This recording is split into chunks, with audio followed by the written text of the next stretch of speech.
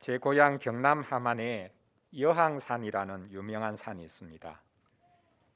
6.25 사변 때 북한군이 부산으로 진출하는 것을 막기 위해서 유엔군과 국군이 북한군과 대항해서 대대적으로 전투한 산입니다. 그 산에 굴이 여러 개 있습니다. 동네 아이들이 그 산에 놀려 갔다가 한 아이가 굴에 빠져서 거의 죽을 뻔한 적이 있습니다. 그 아이가 지금은 목사가 되어서 목회를 잘하고 있습니다. 저는 마침 거기 따라가지 않았었습니다. 비나 바람을 피해서 굴에 들어가는 것은 피신이라고 해야 할 것입니다. 그러나 사람들에게 피해서 도망쳐서 굴에 들어가는 것은 성격이 전혀 다릅니다. 오늘 시편 57편이 바로 이렇게 죽이려는 추격자들을 피해서 굴에 들어간 한 사람을 우리에게 보여주고 있습니다. 그래서 오늘 시편은 다윗이 사울을 피하여 굴에 있던 때에 라는 표제를 달고 있습니다. 사무엘상 24장이 바로 이 시편의 배경입니다. 왕 사울이 다윗을 시기해서 그를 죽이기 위해서 군인 3,000명을 이끌고 다윗을 잡기 위해서 이잡듯이 전국을 뒤지고 있습니다. 다윗은 피해서 엔게디라는 황야에 있는 한 굴에 급하게 들어갔는데 사울이 그를 뒤따라 들어옵니다. 그 굴에서 발각되었다면 다윗은 꼼짝없이 죽었을 것입니다. 그런데 다행히 사울이 다윗을 발견하지 못합니다. 바로 이런 상황을 겪은 다윗이 이 시편을 지어서 불렀습니다. 오늘 시편을 가지고 굴에 갇혀 있어도 하늘을 볼 수 있고 새벽이 열린다라는 주제로 말씀을 전하려고 합니다. 첫째로 굴에서 열린 하늘을 살펴보겠습니다. 둘째로 굴에서 확정한 마음을 살펴보겠습니다. 마지막 셋째로 굴에서 밝아오는 새벽을 살펴보겠습니다. 굴에서 열린 하늘, 굴에서 확정된 마음, 굴에서 밝아오는 새벽입니다. 첫째로 굴에서 열린 하늘입니다. 다윗은 지금 굴 속에 갇혀 있습니다. 피할 곳이 없습니다. 피할 곳이 없는데 그는 하늘에 계신 하나님께 피합니다. 이런 상황에서 하늘에 계신 하나님께서 실제적으로 다윗에게 어떤 도움을 줄 수 있겠습니까?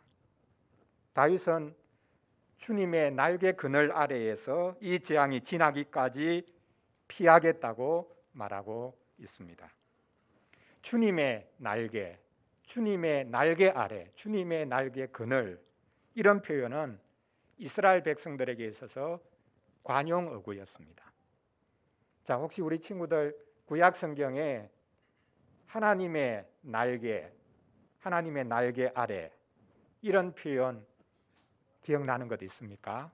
누가 이런 표현을 썼죠? 어떤 사람이 누구에게 이런 표현을 썼습니다. 베들레헴으로 돌아온 어떤 여인에게 한 남자가 이런 표현을 썼습니다. 어디에 있죠? 룻기에 있죠. 모압 여인 룻이 시어머니 나오미와 함께 베들레헴으로 돌아왔습니다.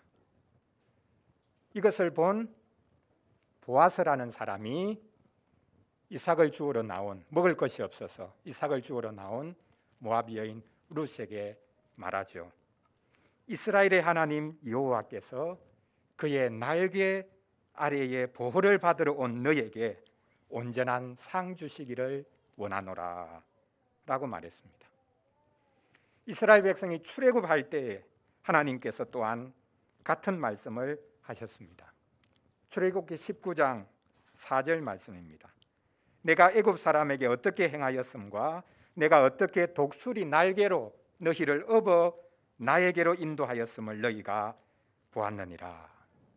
하나님께서는 자기 백성을 독수리가 그 새끼를 업어서 날개로 업어서 인도하듯이 내가 너희를 인도했다라고 말씀하고 계십니다. 고난의 때에는 하늘에 계신 하나님께서 이 땅으로 오셔서 자기 백성을 업어서 인도하십니다.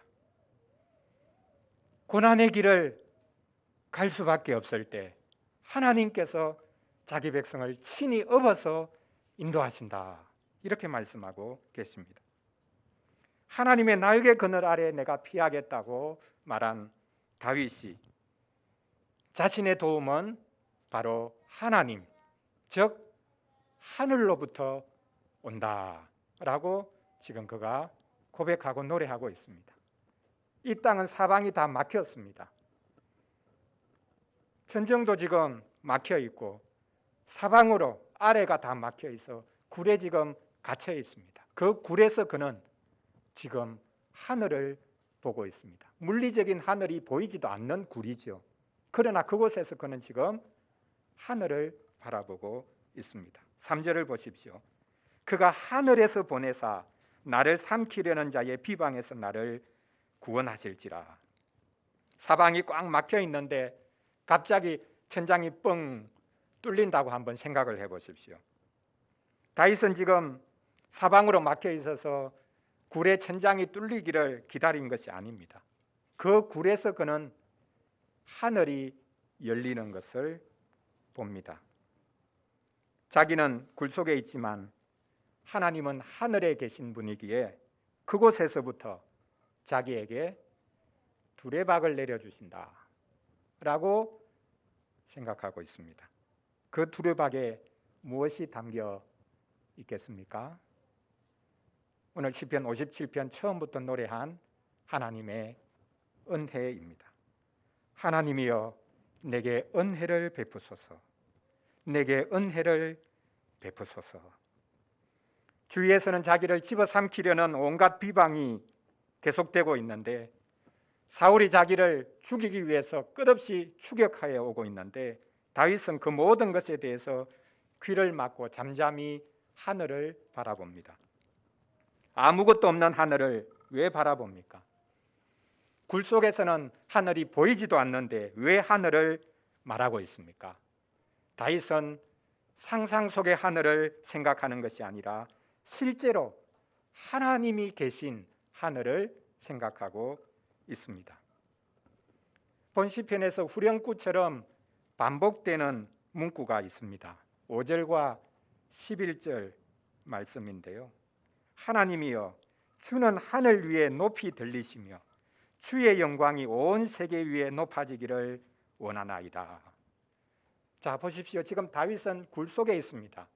근데 하나님은 하늘 위에 높이 들리기를 원합니다. 자기가 굴 속에 있는 것하고 하나님이 높은 곳으로 하늘로 오르시는 것하고 무슨 연관이 있다는 말입니까? 악인들의 행태를 보십시오. 그들은 스스로 하늘에까지 높이고 있습니다. 자신들이 마치 하나님인 양 행세하고 있습니다. 정치인들이 조심해야 하는 이유가 바로 여기에 있습니다. 다윗은 절체절명의 순간에 하나님이 하늘 위에 높이 들리시기를 바란다고 노래하고 있습니다. 이것은 바로 그가 그리스도를 노래하는 것이라고 말할 수도 있습니다. 다윗은 그 절체절명의 순간에 이 땅에서 고난을 당하신 그리스도께서 하늘에 오르시는 것을 보았습니다. 다윗은 자기와 함께 고난 당하신 분이 하늘에 오르셔서 자기를 위해 기도하실 것을 내다봅니다. 바로 그분이 아버지께 부탁해서 내려보내시는 것이 은혜입니다. 그렇습니다. 믿음은 이 땅에서 하늘을 보는 눈이 있습니다. 믿음은 하나님께서 아드님을 이 땅에 보내셔서 우리와 똑같이 고난을 당하게 하셨다는 것을 믿습니다. 또한 믿음은 하나님께서 아드님을 하늘로 불러 올리셔서 우리도 그곳에 있게 하실 것을 미리 보이셨다는 것을 믿습니다. 바로 이것이 믿음입니다. 다윗은 캄캄한 굴 속에서 하늘이 열리는 것을 보았습니다. 자, 이제 둘째로 굴에서 어떻게 하지? 그의 마음이 심하게 요동칠 수밖에 없었을 것인데 그 굴에서 자신의 마음이 확정되었다라고 다윗이 노래하고 있는 것을 보겠습니다. 다윗은 악인들이 자기 걸음을 막으려고 그물을 준비했다고 말합니다. 자, 우리 친구들, 어떤 사람이 그물을 준비한다면 무엇을 위해서 그물을 준비할까요? 사람이 그물을 만들 때 무엇을 위해서 그물을 만듭니까? 뭘 잡기 위해서 그물을 만들죠. 물고기를 잡기 위해서 그물을 만들든지, 안 그러면 짐승을 잡기 위해서 그물을 만듭니다. 사람들이 웅덩이를 팠다라고 말하는데 그것도 사실 마찬가지입니다. 짐승들을 잡기 위해서 그물을 준비합니다. 원수들이 짐승 잡듯이 다윗을 잡기 위해 그물을 준비하여 죄어 오고 있습니다. 웅덩이를 파놓고 그곳에 빠지기를 기다리고 있습니다. 사울이 다윗을 잡기 위해 전국을 이잡듯이 지금 뒤지고 있습니다. 그래서 어디에도 갈 수 없는, 꼼짝달싹 할 수 없는 굴 속에 이제는 갇혀 버렸습니다. 그물에 걸린 것과 다를 바가 없죠. 웅덩이에, 도무지 빠져나올 수 없는 웅덩이에 빠진 것과 다를 바가 없습니다. 그런데 놀랍게도 다윗은 바로 그 굴에서 자기 마음이 확정되었다고 노래하고 있습니다. 출구가 전혀 없는데 자신의 마음이 확정되었다는 겁니다. 이제 더 이상 내가 할 수 있는 게 없구나, 포기해야 되겠다, 자포자기의 심정으로 말하는 것이 아닙니다. 성격 탓이라서 이런 말을 할 수 있는 것도 아닙니다. 7절을 보십시오. 다윗은 2번이나 반복하면서 자기 마음이 확정되었다고 노래합니다. 하나님이여, 제 마음이 확정되었고 제 마음이 확정되었사오니 제가 노래하고 제가 찬송하겠습니다. 다윗은 다른 곳이 아닌 위기를 모면하고 난 다음에 이제는 제가 하나님 찬송하겠습니다. 하나님이 저를 구원하신 것 보니 하나님 위대하시군요. 그래서 이제부터는 하나님 찬송하겠습니다. 이렇게 말하는 것이 아니라 굴 안에서 자기 마음이 확정되었다고 노래하고 있습니다. 도무지 빠져나갈 수 없는 그 상황 가운데서 그가 제 마음은 이제 확정되었습니다 라고 말하고 있습니다. 다윗은 가장 큰 위기의 상황에서 자기 마음이 확정되었다고 말합니다. 괜찮다고 스스로에게 자기 세뇌를 하는 것이 아닙니다. 확정되었다라는 이 말은 우리가 볼 수 있는 그림 언어로 표현할 수 있는 단어입니다. 2발로 굳게 서는 것을 가리키고 있습니다. 굳게 서서 요동하지 않고 움직이지 않는 것을 말합니다. 제 마음은 정해졌습니다 라고 말하고 있습니다. 물론 처음에는 심하게 요동쳤겠죠. 그러나 심하게 요동치면서 동시에 그의 마음은 점차로 확정되기 시작합니다. 단단해지기 시작합니다. 굳어지기 시작합니다. 어떻게 이런 확정된 마음을 가질 수 있겠습니까? 주위 환경이 수시로 바뀌는데 계속해서 어려움들이 휘몰아쳐 오는데 한두 가지가 아니라 산 넘어 산이라고 끝없이 고통과 고난과 어려움이 몰려오는데 어떻게 담담하게 그것을 받아들일 수 있겠습니까? 그런 사람은 사실 정신이 없는 사람이라고 말을 할 수 있겠죠. 그런데 시편 51편 10절에 보면 바로 이 확정된 마음이 등장합니다. 다윗이 밧세바를 범하고 난 다음에 통렬하게 회개하는 시편이 51편인데 거기에 확정된 마음이 나옵니다. 시편 51편 10절인데요. 하나님이여 내 속에 정한 마음을 창조하시고, 여기 정한 마음은 깨끗한 마음을 말합니다. 이게 이제 확정된 그 말의 뜻이 아니고요. 하나님 제 속에 깨끗한 마음을 창조해 주십시오. 그리고 덧붙여서 제 안에 정직한 영을 새롭게 하소서라고 말합니다. 여기서 말하는 정직한 영이 바로 오늘 본문에서 말한 확정된 마음입니다. 자기 자랑에 빠져 있는 사람은 결코 그 마음이 확정될 수가 없습니다. 오직 회개하는 이에게 부어주시는 영이 확정된 영, 정직한 영입니다. 회개가 무엇입니까? 회개는 다른 데 눈 돌리지 않고 하나님께 자신의 시선과 마음을 고정하겠다는 것입니다. 회개하는 사람이야말로 다른 데 눈 돌리지 않고 마음을 확정할 수가 있습니다. 환경에 휘둘리는 것이 아니라, 심지어 자기의 요동치는 마음에 휘둘리는 것이 아니라 회개하는 사람만이 그의 마음이 확정되어서 요동치지 않을 수 있습니다. 우리는 주위 환경에 따라 늘 우리의 마음이 요동치지 않습니까? 이렇게 해야 되나 저렇게 해야 되나, 하루에도 수십 번씩 마음이 왔다 갔다 합니다. 하나님 믿고 무작정 기다려 볼까? 아니지. 지금 당장이라도 나가서 내가 사람 만나야지. 그 전화통을 붙들고 있습니다. 이 사람 저 사람에게 전화를 해야 됩니다. 나를 좀 도와달라고. 무작정 기다리는 것이 하나님을 믿고 확정된 마음을 가진 것입니까? 아니면 하나님이 일하실 것을 믿고 나도 일해야 되겠다 하면서 열심히 움직이는 것이 확정된 마음을 가진 것입니까? 하나님 믿고 무작정 죽치고 앉아 있어 보자, 하나님이 뭐라도 해주시겠지, 그것이 믿음이 아닙니다. 반대로 내가 나서서 결국은 내가 해결할 수밖에 없다, 이렇게 생각하면서 움직이고 심하게 그렇게 흔들리는 마음을 가지고 지푸라기 잡듯이 애쓰고 노력하는 것, 그것이 확정된 마음인 것도 아닙니다. 사실 하나님을 믿고 기다리는 것과 사람들에게 도움을 구하는 것이 대조되는 것은 아닙니다. 대립되는 것은 아닙니다. 하나님께 소망을 두는 마음으로 사람에게 도움을 구할 수 있습니다.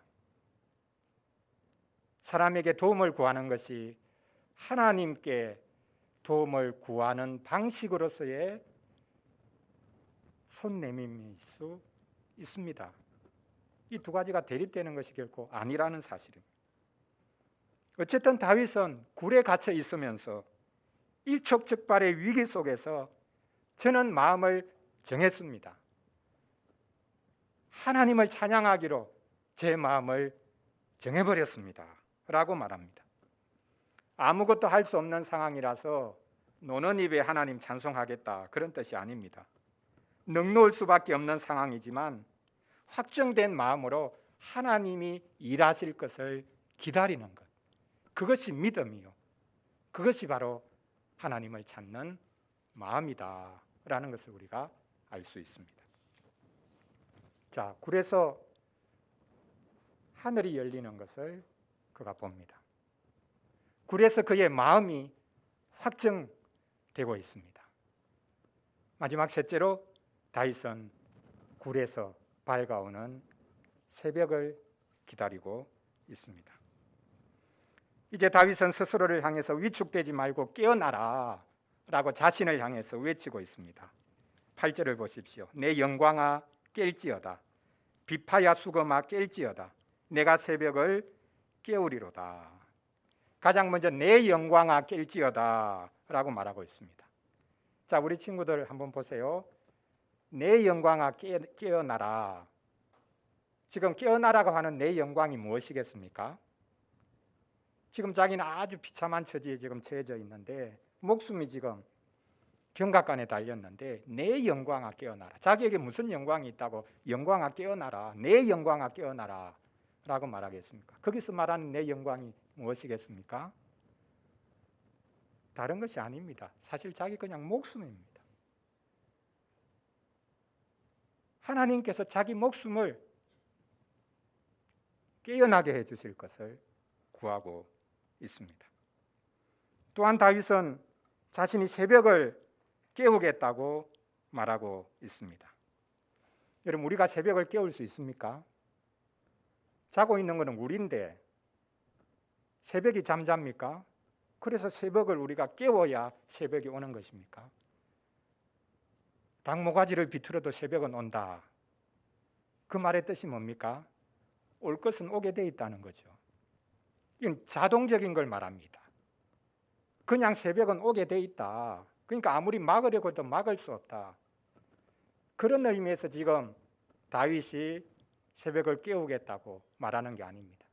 결국 새벽은 오게 돼 있으니까 기다리자, 이런 뜻이 아닙니다. 시간이 지나면 마침내 올 수밖에 없는 새벽을 깨우겠다고 하는 것이 아닙니다. 불행 뒤에는 행운도 있겠지. 액대만샘 치자.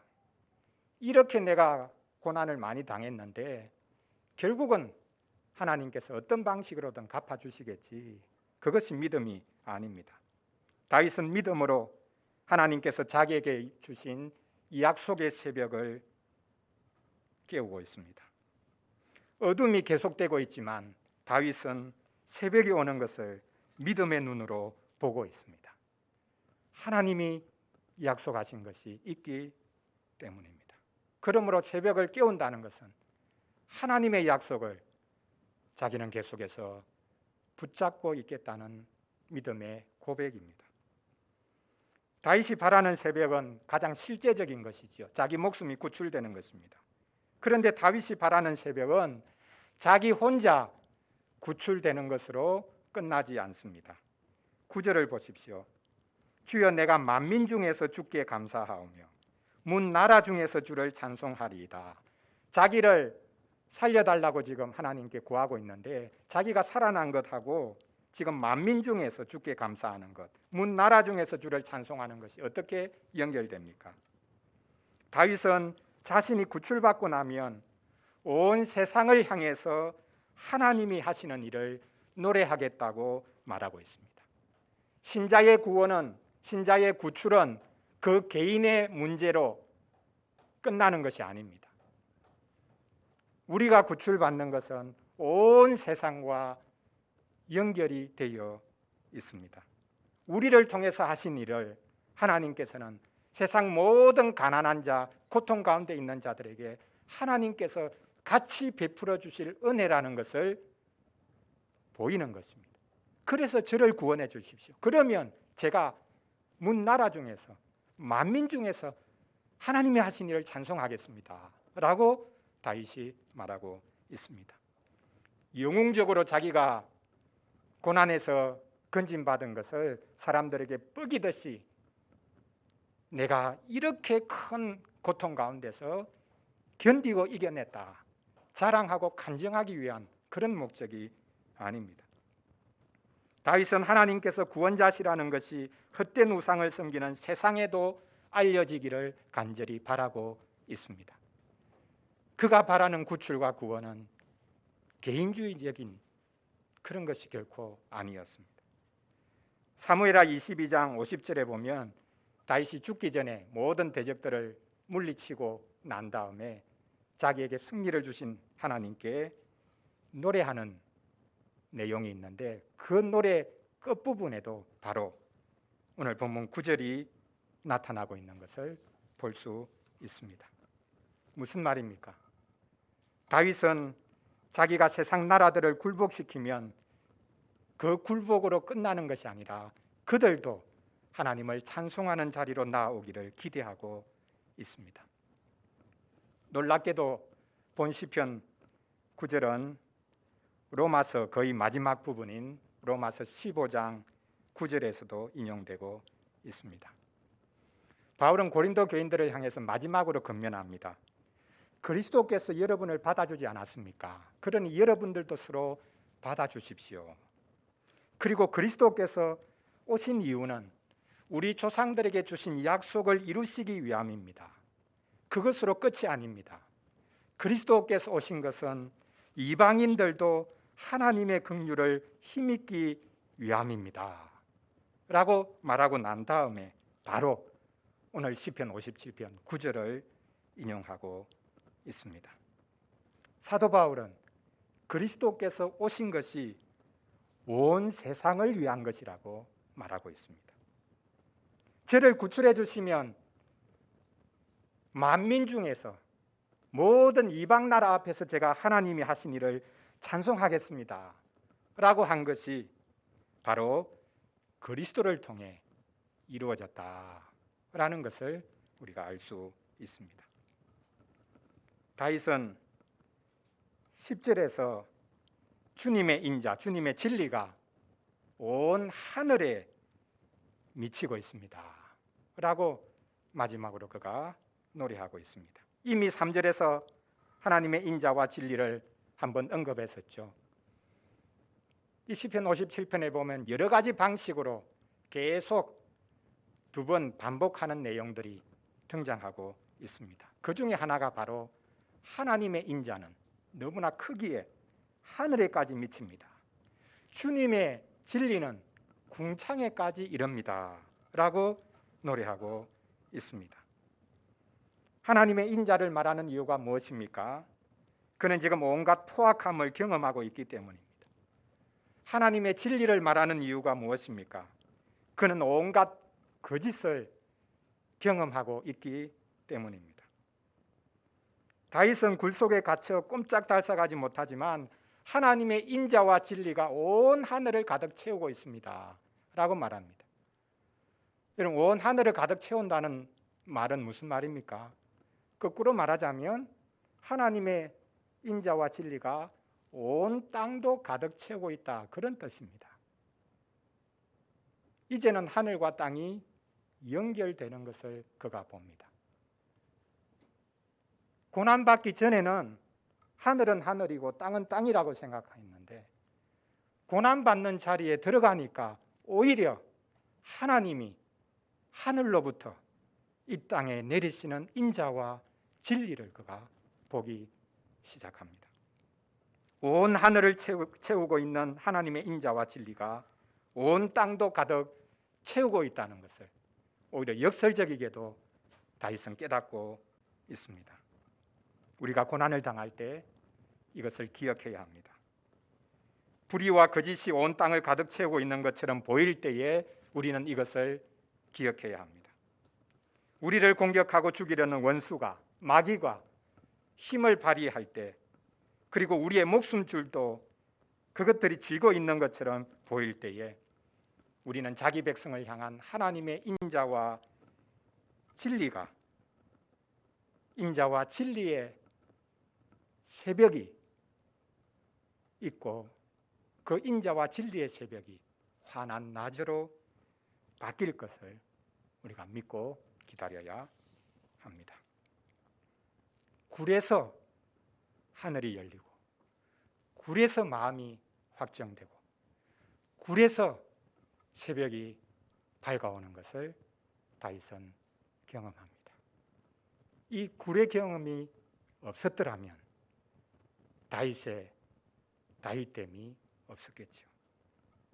사랑하는 성도 여러분, 네덜란드의 유명한 화가 고흐가 그린 별이 빛나는 밤에 라는 그림이 있습니다.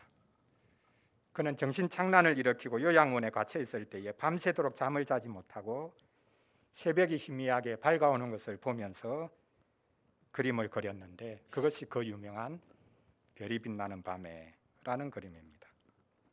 저는 그 그림을 절망과 갈망 사이라고 이름을 짓습니다. 저는 그 그림이 땅의 절망에서 하늘의 갈망으로 옮겨가고 있는 것으로 보입니다. 가장 절망스러울 때 고흐는 그가 하늘을 갈망하고 있는 것을 이 그림으로 표현합니다. 아마 많은 분들이 그 그림 아실 것입니다. 아래쪽 하폭의 3분의 1은 칠흑 같은 어둠에 사로잡혀 있습니다.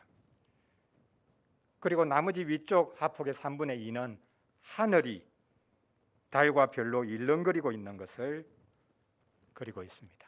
정신 착란 정세를 이 그림을 통해서 확인하는 이들도 있습니다. 그의 실제 상황이 그랬습니다. 그는 모든 이들이 자기 곁을 떠나고 심지어는 자기가 자기 의식을 착란 정세가 시작될 때는 쉽게 말하면 자기가 자기를 통제하지 못합니다. 자기의 의식이 완전히 나가버리기 때문에 그동안에 무슨 일을 자기가 했는지 알지 못하는 이런 상황이 되어버립니다. 이런 상황이 된 것에 그는 절망에 사로잡혔을 것입니다. 하지만 그는 하늘을 바다 물결처럼 일렁이는 모습으로 그림으로 그 하늘에까지 이르기를 원했습니다. 우리도 마찬가지입니다. 우리는 이 땅에 사로잡혀 있지만 하늘에 이를 것입니다. 죄로 인해서 하늘과 땅이 분리되었는데 그리스도로 인해서 하늘과 땅이 이제는 연결되었습니다. 그러므로 우리는 굴 속에서도 주님이 열어주시는 하늘을 누릴 수 있고 주님이 정해주시는 마음을 가질 수 있고 주님이 이끌어 오시는 새벽을 맞이할 수가 있습니다. 조금만 더 기다려 보십시오.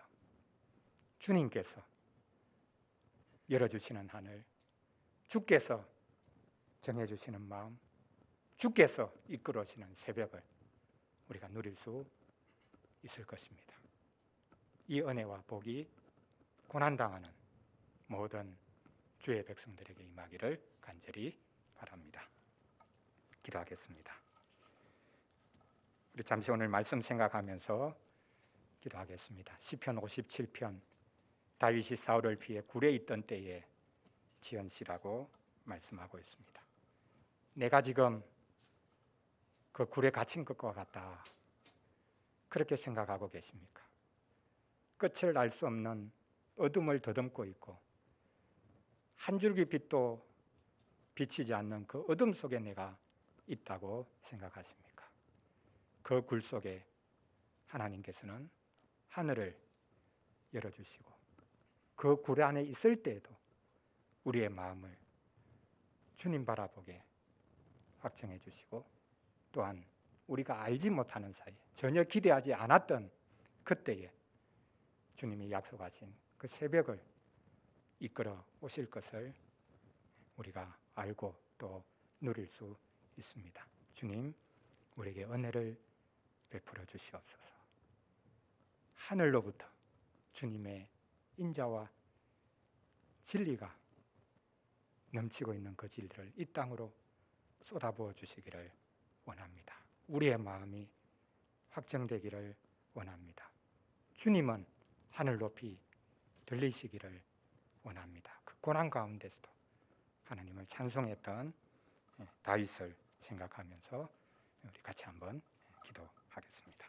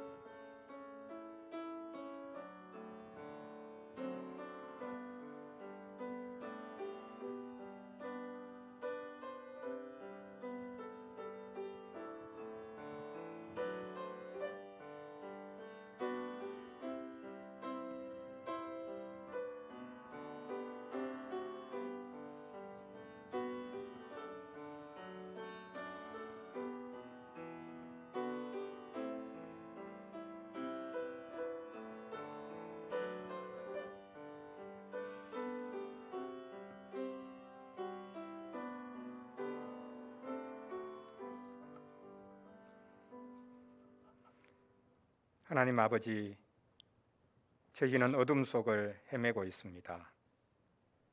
어둠 속에 완전히 갇힌 것 같습니다. 출구가 아예 없는 것처럼 보입니다. 이 고난의 터널 속에 영원히 갇혀 있어야 합니까?